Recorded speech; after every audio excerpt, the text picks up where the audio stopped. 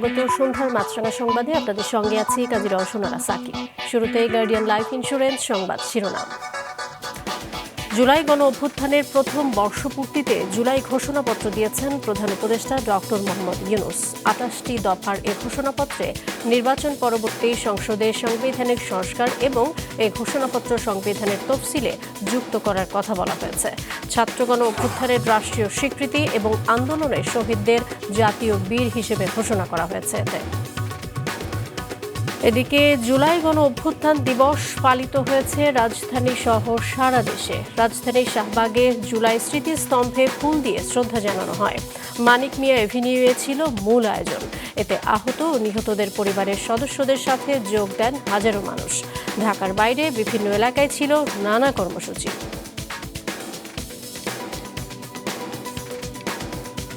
শুনছিলেন শিরোনাম, এবারে বিস্তারিত। সরকারের পক্ষ থেকে ২৮ দফার জুলাই ঘোষণাপত্র দিলেন অন্তর্বর্তী সরকারের প্রধান উপদেষ্টা ডক্টর মোহাম্মদ ইউনূস, যেখানে বলা হয়েছে ছাত্র গণ অভ্যুত্থান ২০২৪-এর উপযুক্ত রাষ্ট্রীয় ও সাংবিধানিক স্বীকৃতি প্রদানের পাশাপাশি পরবর্তী নির্বাচিত সরকারের সংস্কার করা সংবিধানের তফসিলে এ ঘোষণাপত্র সন্নিবেশিত থাকবে। জুলাই ঘোষণাপত্র পাঠের নির্ধারিত সময়ের কিছু আগেই প্রধান উপদেষ্টা বিভিন্ন রাজনৈতিক দলের নেতৃত্বস্থানীয়দের নিয়ে মূল মঞ্চে আসেন। জাতীয় সংগীতের মাধ্যমে শুরু হয় মূল অনুষ্ঠান।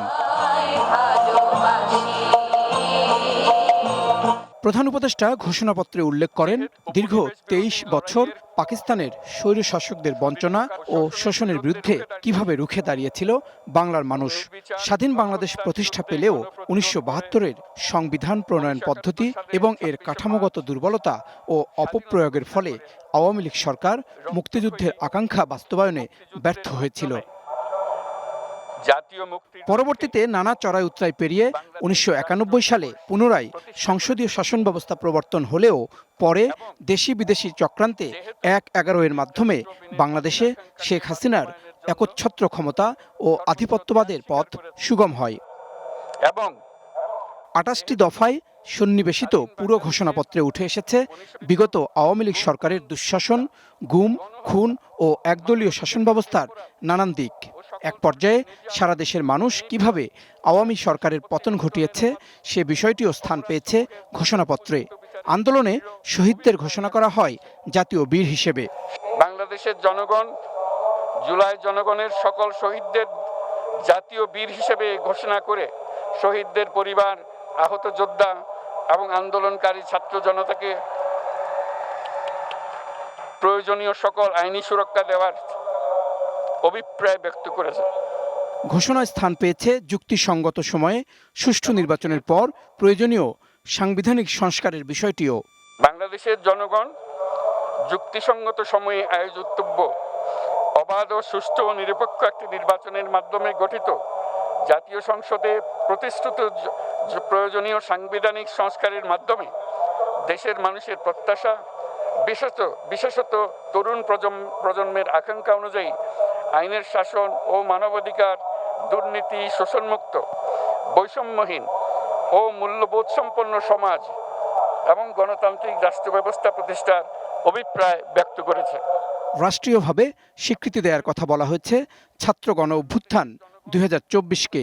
ছাত্র গণ অভ্যুত্থানের ২০২৪-এর উপযুক্ত রাষ্ট্রীয় সাংবিধানিক স্বীকৃতি প্রদান করা হবে এবং পরবর্তী নির্বাচনে নির্বাচিত সরকারের সংস্কারকৃত সংবিধানের তফসিলে এই ঘোষণাপত্র সন্নিবেশিত করা হবে এবং ৫ই আগস্ট ২০২৪ সালে গণ অভ্যুত্থানে বিজয়ী বাংলাদেশের জনগণের আকাঙ্ক্ষার প্রতিফলন হিসেবে এই ঘোষণা প্রণয়ন করা হলো। ঘোষণায় বাদ যায়নি পরিবেশ সুরক্ষার বিষয়টিও, যেখানে বলা হয়েছে পরিবেশ ও জলবায়ু সহিষ্ণু, অন্তর্ভুক্তিমূলক ও টেকসই উন্নয়নের কৌশলের মাধ্যমে বর্তমান ও ভবিষ্যৎ প্রজন্মের অধিকার সংরক্ষিত থাকবে। ৫ আগস্ট ২০২৪-এর গণ অভ্যুত্থানে বিজয়ী বাংলাদেশের জনগণের আকাঙ্ক্ষার প্রতিফলন হিসেবেই এই ঘোষণাপত্র দেওয়ার কথা জানান ডক্টর ইউনূস। জাহেদ সেলিম, মাছরাঙা সংবাদ, ঢাকা। এদিকে ঘোষণাপত্রের পরপরই তাৎক্ষণিকভাবে মিশ্র প্রতিক্রিয়া জানান বিভিন্ন রাজনৈতিক দলের নেতৃবৃন্দ। এটাকে সংবিধানের প্রিয়াম্বলে রাখার কথা বলা হয়েছিল, তারপর এটা কোন তারিখ থেকে বাস্তবায়ন হবে সেটা স্পষ্ট ঘোষণা হওয়া দরকার ছিল।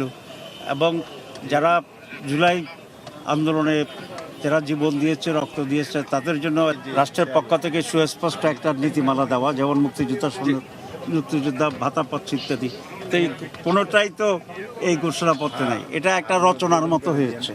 এই জন্য আমরা মনে করি এতে জাতি হতাশ, এবং আমরাও জামাত ইসলামের পক্ষ থেকে হতাশা ব্যক্ত করতেছি। জুলাই ঘোষণা প্রাথমিকভাবে এটাকে আমরা স্বাগত জানাই, এবং এর মাধ্যমে জুলাই বিপ্লবের যে জন আকাঙ্ক্ষা সেটি প্রতিফলিত হয়েছে বলেই মনে করছি। তবে জুলাই এই ঘোষণার শুধু একটি ঘোষণাই নয়, বরং এর আইনি ভিত্তিটা যেন হয় সেই বিষয়টাও আমাদের অন্যতম একটি চাওয়া। সংস্কারের অন্তত প্রয়োজনীয় বিষয়গুলো বাস্তবায়ন, যেগুলো নির্বাচনের আগে সেগুলো নির্বাচনের আগে হবে, এবং যেগুলো নির্বাচনের পরে সেগুলো নির্বাচনের পরে হবে। কিন্তু ঘোষণাপত্রে আমরা লক্ষ্য করেছি যে যেটা বলা হয়েছে যে আগামী সংসদ বাস্তবায়ন করবে। সেই ক্ষেত্রে আসলে আমাদের যে একটা বৃহত্তর রাষ্ট্র সংস্কারের জন আকাঙ্ক্ষা ছিল, সেটা কিছুটা একটা অনিশ্চয়তা তৈরি হয়েছে। ৩৬ জুলাই গণ অভ্যুত্থানের বর্ষপূর্তি উদযাপনের আয়োজনে অংশ নিতে রাজধানীর মানিক মিয়া এভিনিউতে ভিড় জমিয়েছেন হাজারো মানুষ। সংস্কৃতি বিষয়ক মন্ত্রণালয়ের আয়োজনে অনুষ্ঠানে গান পরিবেশন করে দেশের জনপ্রিয় সব ব্যান্ড দল ও সঙ্গীত শিল্পীরা। সারা দেশেও পালিত হয় জুলাই গণ অভ্যুত্থান দিবস। জুলাই গণ অভ্যুত্থান দিবস উপলক্ষে রাজধানীর শাহবাগে জুলাই স্মৃতিস্তম্ভে ফুল দিয়ে শ্রদ্ধা জানায় বিভিন্ন শ্রেণী পেশার মানুষ। মানিক মিয়া এভিনিউয়ে দিনব্যাপী কনসার্টের আয়োজন করে সংস্কৃতি বিষয়ক মন্ত্রণালয়। ব্যবস্থাপনায় ছিল বাংলাদেশ শিল্পকলা একাডেমি। বেলা 12টার পর দেশের গান দিয়ে অনুষ্ঠান শুরু হয়।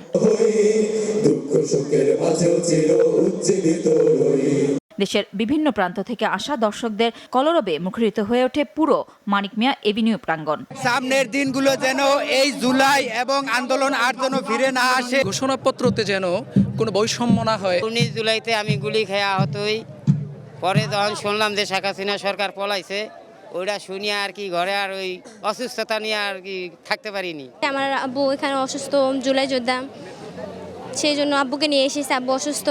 মানিক মিয়া এভিনিউয়ের এই কনসার্টের মাঝে ফ্যাসিস্টের পলায়নের ক্ষণ পালন করে ছাত্র জনতা। প্রতীকী গ্যাস বেলুনের হেলিকপ্টার ওড়ানো হয়। এই অনুষ্ঠানে উপস্থিত ছিলেন জুলাই আন্দোলনে আহত ও নিহতদের পরিবারের সদস্যরা। অনুষ্ঠানে সঙ্গীত পরিবেশন করেন সাইমুম শিল্পী গোষ্ঠী, Nahid, Tasfi, Chittagong hip hop hood, Sejan, Shunno band, Shayan, Ethunbabu, Mousumi, souls এবং ওয়ারফেস। রাজধানী ছাড়াও সারা দেশে নানা আয়োজনে স্মরণ করা হয় জুলাই গণ অভ্যুত্থানের শহীদদের। চট্টগ্রাম, গাজীপুর, গাইবান্ধা, খাগড়াছড়ি সহ বিভিন্ন এলাকায় দিনটি স্মরণে র্যালি ও সমাবেশ হয়। এছাড়া জুলাই শহীদদের প্রতি শ্রদ্ধা জানায় বিএনপি, এনসিপি, জামাত ইসলামী, মুক্তিযোদ্ধা পরিবার সহ বিভিন্ন সংগঠন। নুরুন নাহাবিলি, মাছরাঙা সংবাদ, ঢাকা। জুলাই গণ অভ্যুত্থান দিবসের আরও খবর থাকছে সংবাদের পরের অংশে। স্কয়ার গ্রুপের প্রতিষ্ঠাতা কিংবদন্তি শিল্পপতি প্রয়াত স্যামসন এইচ চৌধুরীর সহধর্মিণী ও স্কয়ার মাতা প্রয়াত মিসেস অনিতা চৌধুরীর 93তম জন্মবার্ষিকী আজ। 1932 সালের 5ই আগস্ট আজকের দিনে জন্ম নেন এই মহিয়সী নারী। স্কয়ার গ্রুপের প্রতিষ্ঠাতা স্যামসন এইচ চৌধুরীর সহধর্মিণী হিসেবে পাশে থেকে তিনি সারা জীবন জুগিয়েছেন শক্তি, সাহস আর অনুপ্রেরণা। স্কয়ার গ্রুপের প্রায় 80,000 কর্মীকে নিজের সন্তান তুল্য ভাবতেন তিনি। মাতৃস্নেহের অনন্য এক দৃষ্টান্ত স্থাপন করায় স্কয়ার পরিবার তাকে উপাধি দেয় স্কয়ার মাতা। 2022 সালের 13 নভেম্বর 90 বছর বয়সে পরলোকে গমন করেন এই মহিয়সী নারী। 93তম জন্মদিনে স্কয়ার মাতার প্রতি মাছরাঙা পরিবারের পক্ষ থেকে রইল গভীর শ্রদ্ধা। শুরুর কোটা সংস্কার আন্দোলন নানা ধাপে গড়ায় সরকার পতনের এক দফা দাবিতে। তীব্র থেকে তীব্রতর হওয়া আন্দোলনে উত্তাল রক্তাক্ত জুলাই দীর্ঘতর হতে হতে গিয়ে ঠেকে 36 দিনে। অগ্নিঝরার সেই সব দিনের স্মৃতি কথা উঠে এসেছে মাঝার মিলনের রিপোর্টে। 2018 সালের কোটা সংস্কার আন্দোলনের মুখে কোটা পদ্ধতি পুরোটাই বাতিল করেছিল সরকার। এক মামলার সূত্রে 24-এর 5ই জুন হাইকোর্ট 55% কোটা পদ্ধতি পুনর্বহালের রায় দিলে ফের রাস্তায় নামে কোটা সংস্কার আন্দোলনকারীরা, কিন্তু পাত্তা দেয়নি আওয়ামী লীগ সরকার। এমন প্রেক্ষাপটে 1 জুলাই আত্মপ্রকাশ করে বৈষম্য বিরোধী ছাত্র আন্দোলন নামের নতুন সংগঠন। যেসব শিক্ষার্থী এর নেতৃত্বে ছিল তারা সবাই ছিলেন প্রায় অচেনা। তবুও তাদের ডাকা কর্মসূচিতেই ধীরে ধীরে বাড়তে থাকে শিক্ষার্থী এবং জনতার অংশগ্রহণ। 6 জুলাই বৈষম্য বিরোধী ছাত্র আন্দোলনের পক্ষ থেকে ডাক আসে বাংলা ব্লকেট নামের নতুন এবং ভিন্নধর্মী এক কর্মসূচির। সারা দেশে ছড়িয়ে পড়ে এই আন্দোলন, যান চলাচল কার্যত বন্ধ হয়ে পড়ে। আন্দোলনরত শিক্ষার্থীদের সঙ্গে আলোচনা কিংবা দাবি মানার পরিবর্তে শক্তি প্রয়োগের পথ বেছে নেয় সরকার। সংঘর্ষ ছড়িয়ে পড়ে দেশের বিভিন্ন শহরে। আমি যখন জিরো টলারেন্স বলছি, জিরো টলারেন্স কি আমি এটা করে যাব। 14 জুলাই সংবাদ সম্মেলনে এক সাংবাদিকের প্রশ্নের জবাবে কোটা সংস্কার আন্দোলনকারীদের রাজাকারের নাতিপুতি বলে ইঙ্গিত করেন শেখ হাসিনা। মুক্তিযোদ্ধাদের নাতিপুতিরাও পাবে না, তাহলে কি রাজাকারের নাতিপুতিরা পাবে? সেটা আমার প্রশ্ন, দেশবাসীর কাছে প্রশ্ন। তার এই মন্তব্য আন্দোলনের মোড় ঘুরিয়ে দেয়। মধ্যরাতে ঢাকা বিশ্ববিদ্যালয় এলাকায় নেমে আসে ছাত্রীরা, পরে সর্বস্তরের শিক্ষার্থী, ওঠে নতুন স্লোগান। তাদের শায়েস্তা করতে পরদিন সকালে আওয়ামী লীগ সাধারণ সম্পাদক ছাত্রলীগকে মাঠে নামার ইশারা দেন। তার পরপরই ঢাকা বিশ্ববিদ্যালয় এলাকায় শিক্ষার্থীদের উপর হামলা চালায় ছাত্রলীগ নেতাকর্মীরা। এতে ক্ষোভ বাড়ে আন্দোলনরত শিক্ষার্থীদের। পরদিন 16 জুলাই রংপুরে সংঘর্ষের সময় বেগম রোকেয়া বিশ্ববিদ্যালয়ের শিক্ষার্থী নিরস্ত্র আবু সাইদ পুলিশের বন্দুকের সামনে বুক পেতে দেন। গুলি চালায় পুলিশ, মৃত্যুর কোলে ঢলে পড়েন আবু সাইদ, যা আগুন জ্বালিয়ে দেয় জনতার মনে। দফায় দফায় সংঘর্ষে প্রাণ হারান 6 শিক্ষার্থী। আন্দোলন দমাতে সরকার আরও কঠোর হয়, বন্ধ করে দেয়া হয় সব পাবলিক বিশ্ববিদ্যালয়, কিন্তু তাতে আন্দোলনের গতি এবং তীব্রতাই বরং বাড়তে থাকে। 18 জুলাই তা সর্বব্যাপী হয়ে ওঠে, যুক্ত হয় বেসরকারি বিশ্ববিদ্যালয়ের শিক্ষার্থীরাও। মীর মুগ্ধর মতো আরও শিক্ষার্থী প্রাণ হারায়। আন্দোলনে যুক্ত হতে থাকেন অভিভাবক থেকে শুরু করে সাধারণ নাগরিকরা।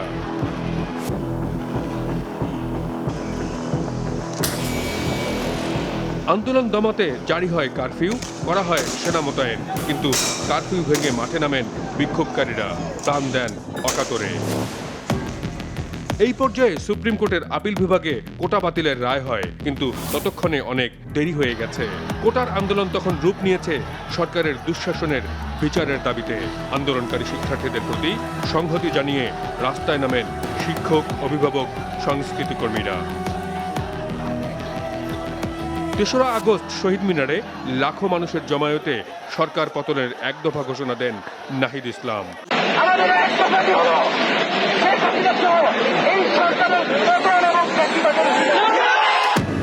পরদিন আন্দোলনে উত্তাল হয়ে ওঠে সারা দেশ। গুলিতে প্রাণ হারাতে থাকেন অগণিত ছাত্র জনতা। আসে 5ই আগস্ট, যেদিন ছিল প্রথমে শাহবাগে জমায়েত, সেখান থেকে গণভবন ঘেরাওয়ের কর্মসূচি। কারফিউ জারি করে সকাল থেকেই রাজধানী ঘিরে ছিল পুলিশ, বিজিবি, সেনা সদস্যদের শক্ত সতর্ক অবস্থান। রাজধানীর বিভিন্ন পয়েন্টে অবিরাম গুলি চালিয়ে ঢাকামুখী ছাত্র জনতাকে রুখে দেওয়ার চেষ্টা চলে। কিন্তু বেলা বাড়ার সঙ্গে সঙ্গে পাল্টাতে থাকে পরিস্থিতি। বাঁধভাঙ্গা ছাত্র জনতার স্রোতের মুখে সব বাধা বালির বাঁধের মতো গুড়িয়ে যায়। দুপুর নাগাদ ছাত্র জনতার ঢল নামে গণভবনের দিকে। পরিস্থিতি বেগতিক দেখে দুপুর 2:30টা নাগাদ সামরিক বিমানে করে দেশ ছাড়েন শেখ হাসিনা।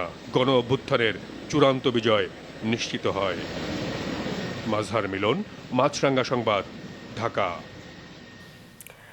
রাজনৈতিক দলগুলোর মধ্যে ইস্যুভিত্তিক ভিন্ন মত থাকবে এবং সেটি গণতন্ত্রের সৌন্দর্য। জুলাই গণ অভ্যুত্থান দিবসের বাণীতে বলেছেন বিএনপির ভারপ্রাপ্ত চেয়ারম্যান তারেক রহমান। ফ্যাসিবাদ মুক্ত বাংলাদেশে যার যার দলীয় আদর্শ এবং লক্ষ্য বাস্তবায়নের ক্ষেত্রে রাজনৈতিক দলগুলোর মধ্যে ইস্যুভিত্তিক ভিন্ন মত থাকবে। এটি বিরোধ নয়, বরং ভিন্ন মত। এটি গণতন্ত্রের সৌন্দর্য। তবে ভিন্ন মত কিংবা বিরোধের মাত্রা যেন ফ্যাসিবাদ, উগ্রবাদ, চরমপন্থার উত্থান কিংবা পুনর্বাসনের কারণ না হয়ে দাঁড়ায়, সে ব্যাপারে প্রতিটি রাজনৈতিক দল এবং গণতান্ত্রিকামী জনগণের প্রতি সতর্ক থাকার জন্য বিনীত আহ্বান জানাই। জুলাই অভ্যুত্থানের নেতাদের হাত ধরে আত্মপ্রকাশ ঘটেছে নতুন রাজনৈতিক দল এনসিপির। দলের নেতারা বলছেন, ফ্যাসিবাদ বিরোধী দলগুলো পরিশুদ্ধ না হওয়ায় গণ অভ্যুত্থানের শক্তি হিসেবে রাজনীতিতে নামেন তারা। তাদের লক্ষ্য জনগণের স্বার্থ সামনে রেখে নতুন রাষ্ট্র বিনির্মাণের। দাউদ হাসানের রিপোর্ট।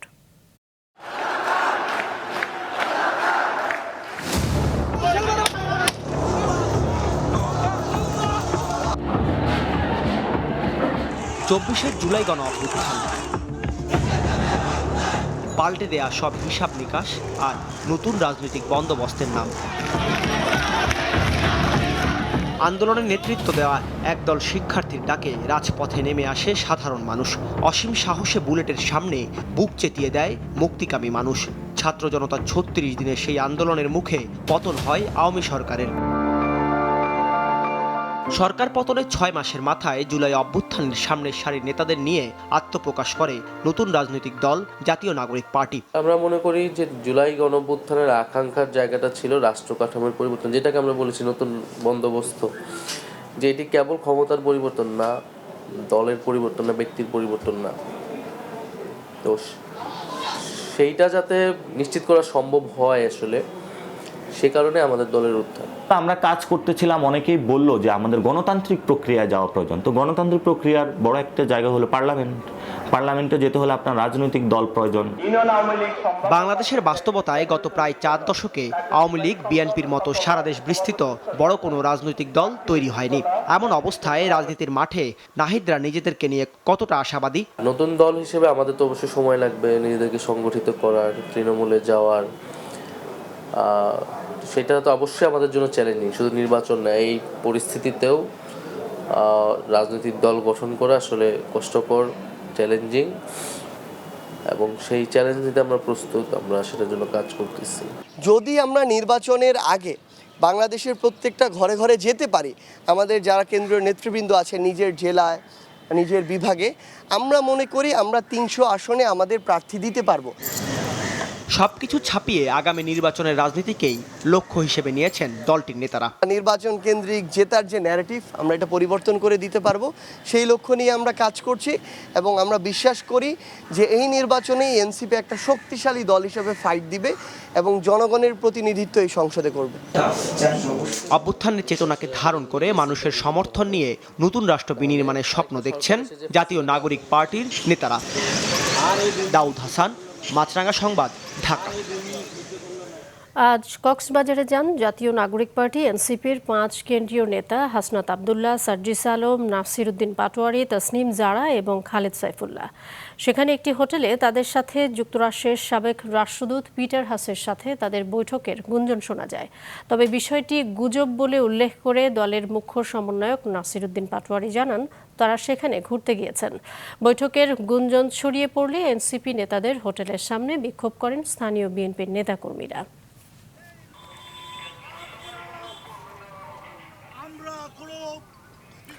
সন্ধ্যার সংবাদ শেষ করছি, তার আগে গার্ডিয়ান লাইফ ইন্স্যুরেন্স সংবাদ শিরোনামগুলো আরও একবার।